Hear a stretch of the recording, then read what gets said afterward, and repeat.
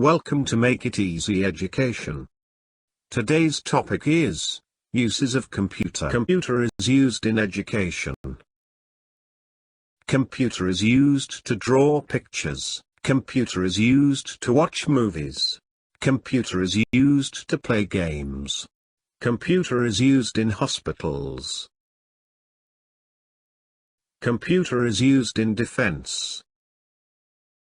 Computer is used to listen to musics. Computer is used in business. Computer is used in airport. Computer is used to use the internet. Question time. Can you find more uses of computer? Send me the answers through the comment box under this video. Thank you for watching Make It Easy Education. Don't forget to subscribe for more videos. Like and share this video.